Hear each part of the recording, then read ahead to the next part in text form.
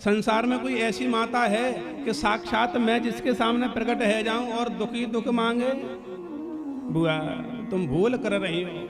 मेरे जैसा भतीजा तुम्हारे सामने खड़ा है, जो मांगोगे त्रिलोक का राज्य तुझे प्रदान कर दूंगा बुआ। पर मांग रहे, बोले नहीं गोविंद मुझे नहीं चाहिए। तो क्या मांगना चाहती है बुआ? बोले विपत्ति दे दो। विपत्ति? बुआ तेरो जीवन सारो व्यर्थ में ही निकल गया। जन्म हुआ पिताजी घर में 5-5 बहनें, जया प्रता के इत्यादि। और बुआ जन्म होते ही तुम पिताजी घर में नहीं पली, कुंती भोज राजा के यहाँ पली।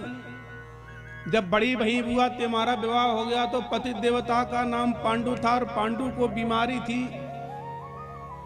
और ऐसी बीमारी थी बुआ कि बुआ पांडु तुम्हारे पास नहीं आ सकते, तुम पांडु के पास नहीं जा सकते थे बुआ।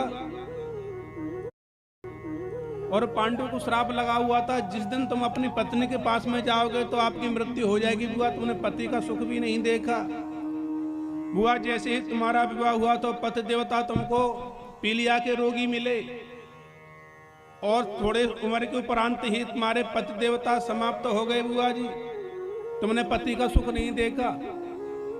5-5 बेटाओं को तुमने कैसे पाला बुआ, मेरी आंखों की बात है।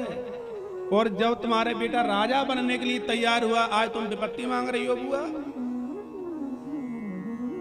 बुआ नहीं बेटा गोविंद, बुआ अभी आपने जो बोला था वो शब्द मेरे लिए ठीक था। मैं आपका बेटा के बराबर हूं, मैं आपका भतीजा हूं। बोले नहीं गोविंद।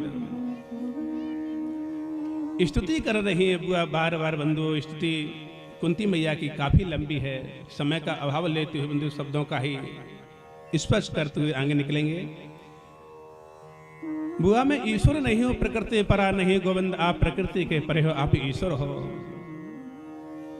बुआ अच्छा क्या मांग रही हो? दुख मांग रही हो बुआ? दुख क्यों मांगती हो? बोले गोविंद दुख में इसलिए मांग रही हो, क्यों? जब सुख हो जाएगा गोविंद मैं तुझे भूल जाऊंगी, और दुख होगा मैं तुझे याद करती रहूंगी।